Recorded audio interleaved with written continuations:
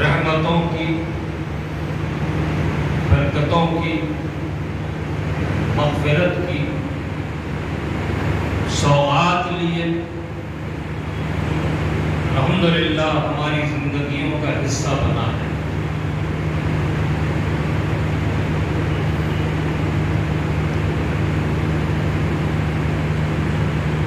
ماہ رمضان شروع ہوا،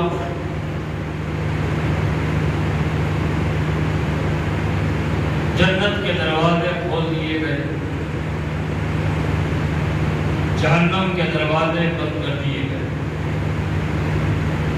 شیطان کو زنجیروں سے جکڑ کے ڈال دیا گیا۔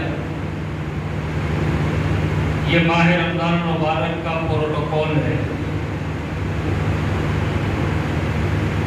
اللہ تعالیٰ ہر رات اپنے سینکڑوں بندوں کی مغفرت فرماتا ہے،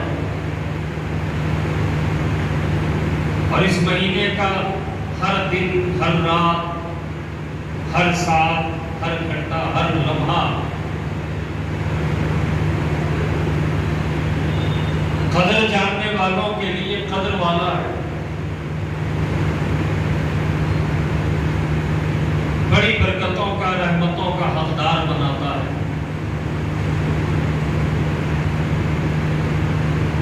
اس مہینے میں اللہ تعالیٰ نے ایمان والوں پر روزے فرض کیے۔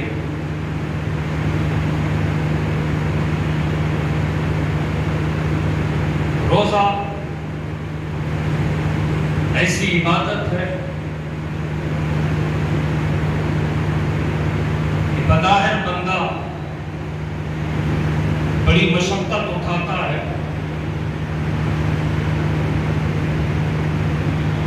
بڑے صبر آزما گھڑیوں سے ہو کر وہ گزرتا ہے، لیکن حقیقت یہ ہے کہ جہاں تک ہماری عقلوں کی رسائی نہیں ہے، روزے دار اس سے بڑھ کر اجر و ثواب کا مستحق ہوتا ہے۔ دنیا میں بھی، آخرت میں بھی اللہ تعالیٰ نے اس عمل کا بڑا اجر و ثواب رکھا ہے۔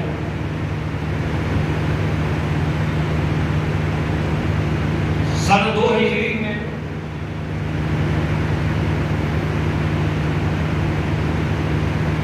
تحویل قبلہ جب ہوا، یعنی حضور پاک صلی اللہ علیہ وآلہ وسلم مسلمانوں کا جو قبلہ اول ہے اس جانب رخ کر کے نماز ادا فرماتے ہیں، لیکن حضور کی یہ بڑی تمنا کہ کاش ارض قدس سے تبدیل ہو کر قبلہ میرا مکہ ہو جائے۔ حالت نماز میں حضور قبلہ اول کی طرف رخ ہے، اللہ تعالیٰ نے وحی کا نزول فرمایا، محبوب بار بار اپنے چہرے آسمان کی طرف کیوں اٹھاتے ہو؟ تم جو چاہو گے وہی ہوگا،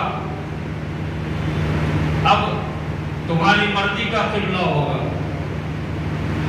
حضور نے حالت نماز میں قبلے کو تبدیل فرمایا، رخ تبدیل فرمایا، اور جب ہم مدینہ شریف جاتے ہیں تو دیگر مساجد کی جب ہم زیارت کرتے ہیں تو ایک مسجد اور ہماری زیارت میں شامل ہوتی ہے، مسجد قبلتین، 2 قبلے والی مسجد۔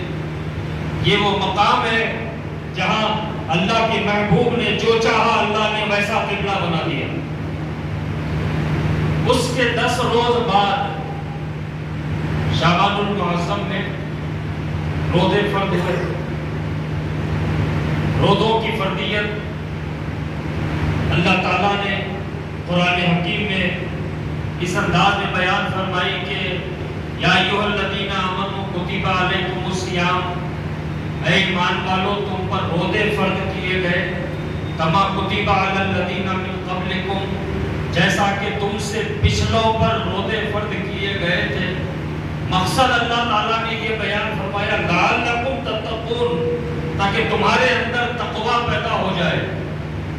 اس آیت مبارکہ سے جو باتیں سمجھ میں آتی ہیں وہ سب سے پہلی یہ ہے کہ اللہ تعالیٰ نے روزے فرض کیے اور یہ روزے فرض کرنا صرف امت محمدیہ کے لیے نہیں ہے بلکہ سابق میں حضرت سیدنا آدم علیہ السلام سے لے کر حضرت سیدنا عیسیٰ علیہ السلام تک جتنی قومیں آئیں جتنے پیغمبر آئے جتنی امتیں ہوئیں ان پر روزہ فرض کیا گیا. یہ اور بات ہے کہ روزے کی صورتیں مختلف ہوتی تھی.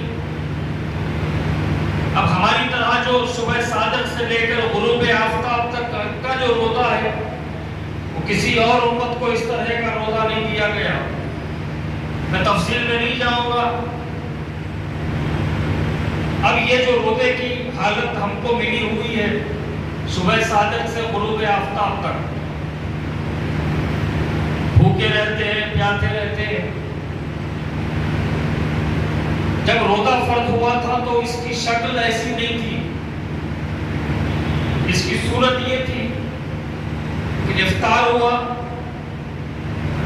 افطار کے بعد سے جب تک بندہ جاگتا رہا وہ کھا سکتا ہے پی سکتا ہے دیگر اس کی اپنی جو ذاتی ضروریات ہیں وہ پورے کر سکتا ہے. لیکن جہاں نیند آئی روزہ شروع. یہ روزے کی شکل تھی. ایک صحابی رسول دن بھر محنت مشقت آپ نے کی اور بازار سے سودا لایا اپنی بیوی کے سپرد کیا. تھکے ہوئے تھے. بیوی سے کہا کہ جلدی پکا دو بہت بھوک لگی ہے. دیوار کو ٹیک لگائے نیند آ گئی. بیوی کھانا تیار کر کے لائے اور کہا کھانا پیش ہے تناول کر لے. تو یہ نیند میں سے جاگے اور فرمایا روزہ تو میرا شروع ہو گیا ہے کیونکہ نیند لگ گئی تھی. اب یہ کھانا میرے کس کام کا. پھر روزہ ان کا کنٹینیو ہو گیا. دوسرے دن انتہائی کمزور لاحق کمزور ناتوان ہو گئے. نماز کے لیے مسجد نبوی تشریف لے گئے. چکر آئی زمین پہ بیٹھے بے ہوش ہو گئے. حضور پاک صلی اللہ علیہ وسلم نے پوچھا کیا بات ہے کیوں بے ہوش ہوا ہے یہ. عرض کیا گیا یا رسول اللہ یہ کل روزہ تھے لیکن حالات ایسے ہوئے کہ انہیں کھانے کے انتظام میں نیند آ گئی. جگایا گیا تو انہوں نے روزہ جاری رکھا. حضور پاک صلی اللہ علیہ وسلم کے چہرے مبارک پر غم کے آثار ہوئے. اللہ تعالیٰ کی بارگاہ میں عرض کیا یا الہ العالمین میری امت غریب ہے کمزور ہے ناتوان ہے اور تو جیسا فرمائے گا ویسا ہوگا. تو اللہ تعالیٰ نے روزے کے احکام والی آیتیں نازل فرمائی جس میں روزے کا وقت مقرر اللہ تعالیٰ نے فرما دیا. تو یہ روزے کی جو ہم کو حالت ملی ہوئی ہے یہ حضور پاک صلی اللہ علیہ وآلہ وسلم کا صدقہ ہے کہ حضور نے دعا فرمائی اور روزے کی صورت تبدیل ہو گئی. تو ہمیں جو روزہ ملا ہے سحری کرتے ہیں افطار کرتے ہیں مقصد کیا ہے لعلکم تتقون تاکہ تمہارے اندر تقوی پیدا ہو جائے.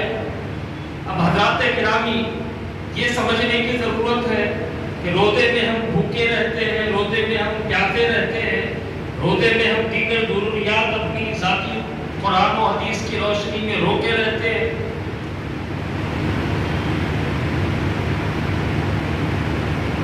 پھر اس بھوک پیاس کے ذریعے تقویٰ کیسے حاصل ہوتا ہے.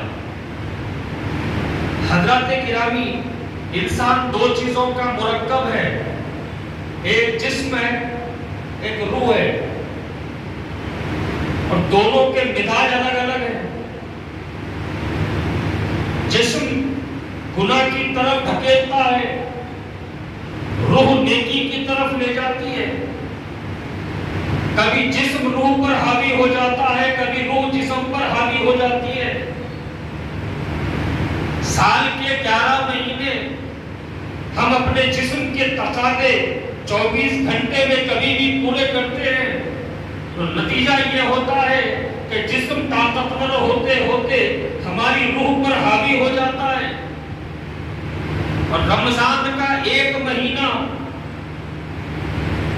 ہم کو ملا، اس میں ہم روتے رہتے ہیں، اور یہ ماہ رمضان ایسی رحمتوں برکتوں کے ساتھ آیا ہے کہ ہمارے عمل کو 70 گنا ثواب کا اجر کا حقدار بنا دیتا ہے۔ اور کوئی نیکی کرے تو دوسرے مہینوں میں فرد کا جو اجر ہوتا ہے، اس مہینے میں کی جانے والی ہلکی پھلکی نیکیوں کا اجر اس طرح ہو جاتا ہے۔ میرے آقا صلی اللہ علیہ وآلہ وسلم فرماتے ہیں، رمضان میں جو رحمتیں برکتیں نازل ہوتی ہیں اور رمضان میں جو وسعت اور کشادگی رکھی ہے، اگر یہ میری امت پر ظاہر ہو جائے تو میری امت کا ہر فرد اللہ تعالیٰ سے یہ تمنا کرنے لگے کہ مولا سال کے 12 مہینے کو رمضان ہی رمضان بنا دے۔ تو ایسی برکت والا مہینہ، اور جب اس میں ہم روتے رہتے ہیں، بھوک لگی کھانا نہیں کھانا ہے، پیاس لگی کھانا نہیں کھانا ہے، ٹھیک ہے مجمع میں نہیں کھانا ہے، لوگوں کو پتا چلے گا کہ بھئی آپ روزے سے نہیں ہیں، اکیلے میں کھا لو، بولے اکیلے میں بھی نہیں کھانا ہے، بھئی کمزور ہو رہے ہو، ناتوان ہو رہے ہو، اکیلے میں تو کھا لو،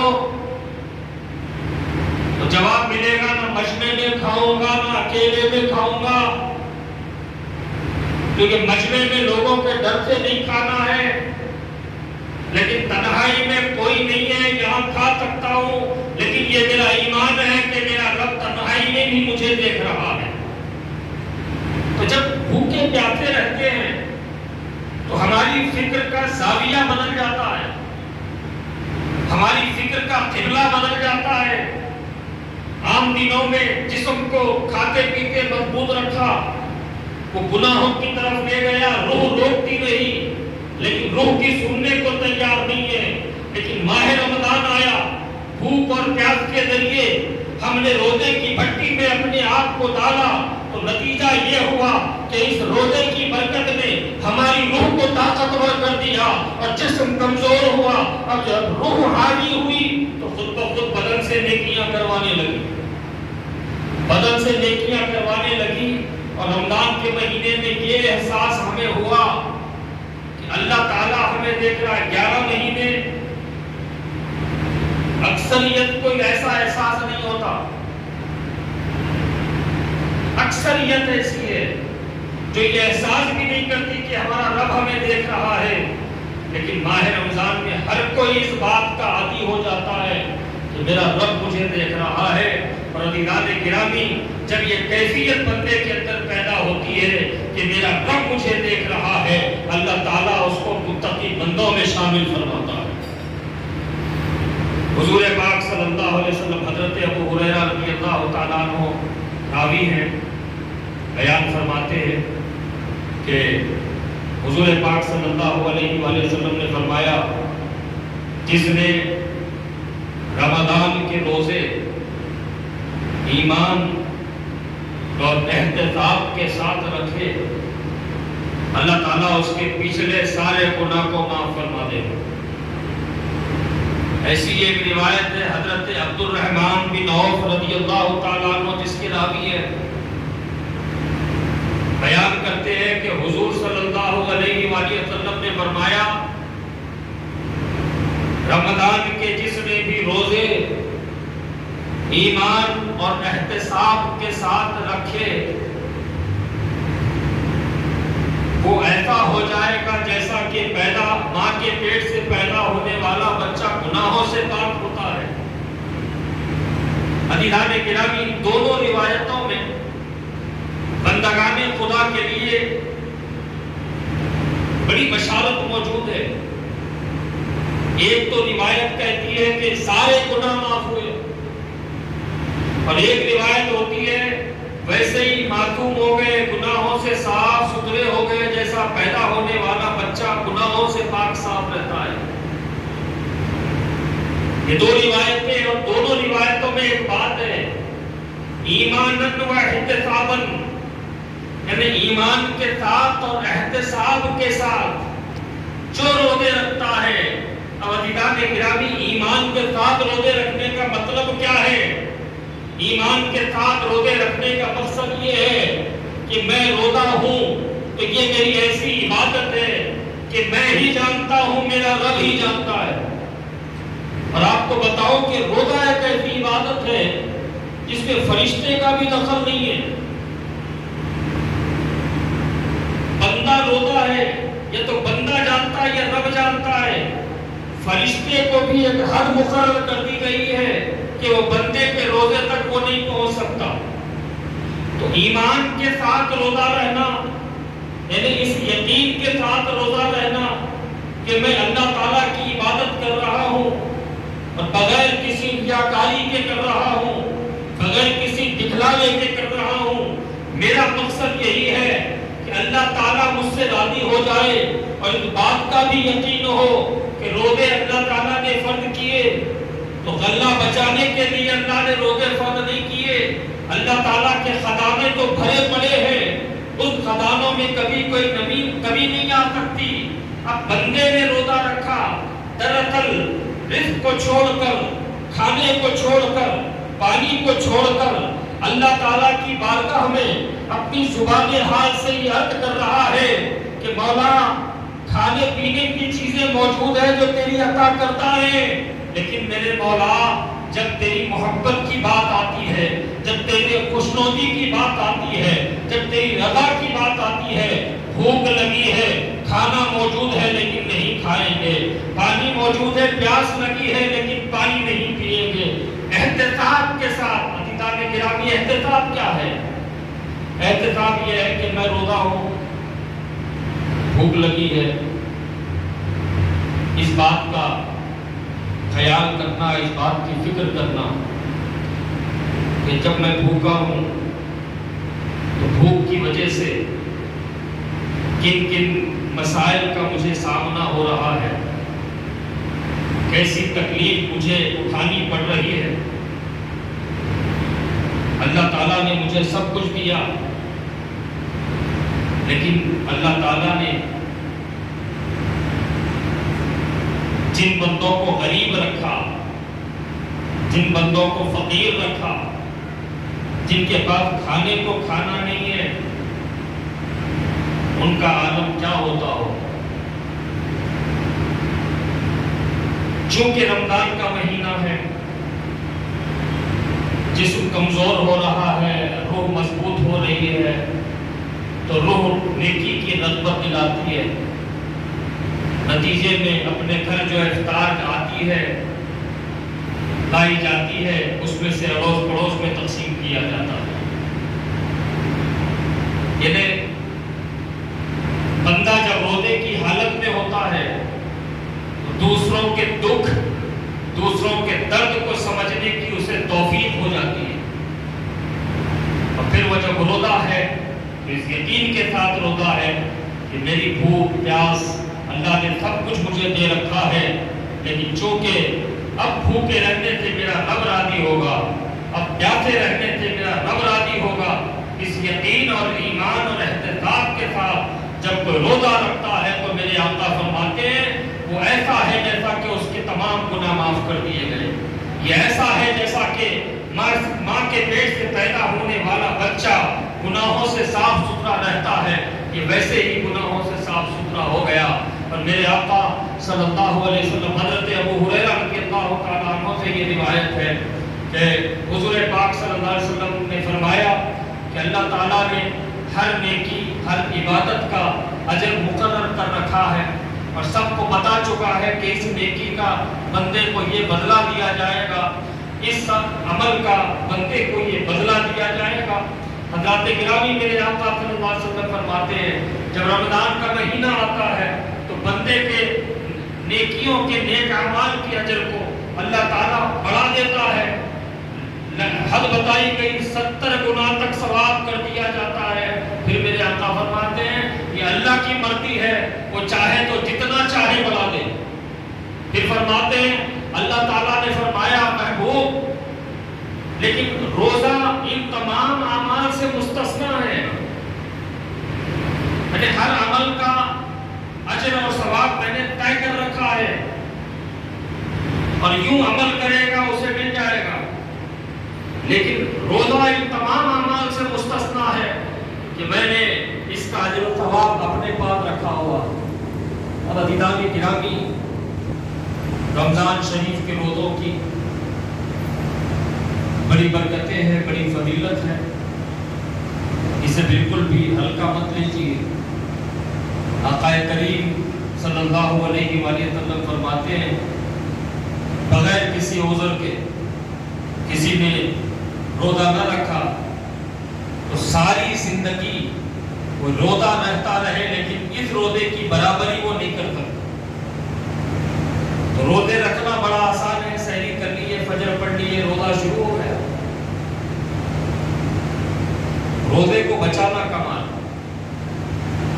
روزے کی فردیت کے مقصد کو سمجھنا کہ یہ روزہ اپنے اندر تقویٰ پیدا کرنے کا بڑا ذریعہ ہے, تو اس کی مقصدیت کو باقی رکھنا. روزہ صرف بھوکے پیاسے رہنے کا کام نہیں ہے, کیونکہ بندگان خدا تو وہ ہوتے ہیں کہ جب وہ روزہ ہوتے ہیں تو ان کے سارے اعضاء بھی ساتھ میں روزے دار ہو جاتے ہیں. آنکھ بھی روزہ رہتی ہے, زبان بھی روزہ رہتی ہے, کان بھی روزہ رہتے ہیں, ہاتھ اور پاؤں بھی روزہ رہتے ہیں. اب آپ بولیں گے بھائی کھانے پینے کے روزے تو سمجھ میں آئے, یہ آپ کا روزہ کیا ہے؟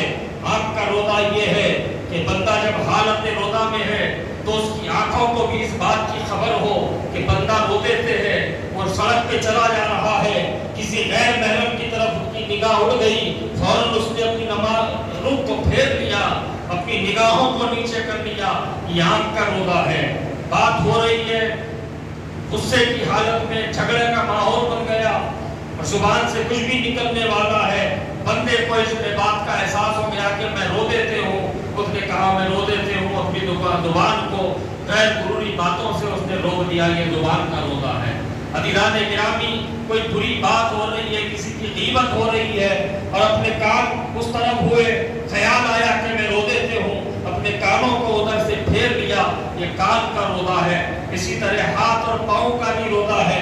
عزیزان گرامی روزے کی اس قدر فضیلت بیان ہونے کی وجہ کیا ہے؟ اس کا سبب کیا ہے کہ اس قدر فضیلت والا یہ عمل ہو گیا؟ اس کی وجہ پہلی تو یہ ہے کہ روزہ بندہ جانتا ہے یا رب جانتا ہے, اس میں ریاکاری کی کوئی گنجائش نہیں ہے. ریاکاری کی کوئی گنجائش نہیں ہے. نماز پڑھیں گے سب کو معلوم ہوگا, زکات دیں گے سب کو معلوم ہوگا, حج کریں گے سب کو معلوم ہوگا. اب بندہ محفل میں بیٹھا ہوا ہے, روزہ ہے نہیں ہے کسی کو پتہ نہیں ہے.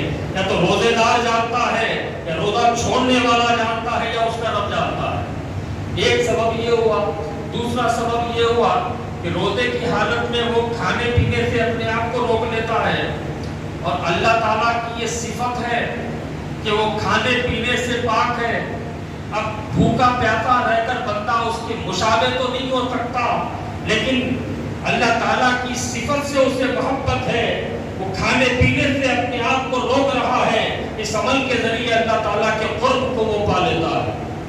اور روزے کی فضیلت کے اسباب میں ایک سبب یہ بھی ہے کہ بندہ جب روزہ ہوتا ہے, حالت روزہ میں ہوتا ہے, تو بیوی موجود ہوتی ہے لیکن وہ اپنا فاصلہ بنائے ہوئے ہے, بندہ فاصلہ بنائے رہتا ہے. کھانا موجود ہوتا ہے, کھانا نہیں کھاتا. پانی موجود ہے لیکن پانی نہیں پیتا. دراصل یہ فرشتوں کا طریقہ ہے. تو حالت روزہ میں بندہ فرشتوں کی پیروی پہ آ جاتا ہے اور اللہ تعالیٰ اس عمل کے ذریعے اپنی بارگاہ میں اس کو بلند مقام عطا فرماتا ہے.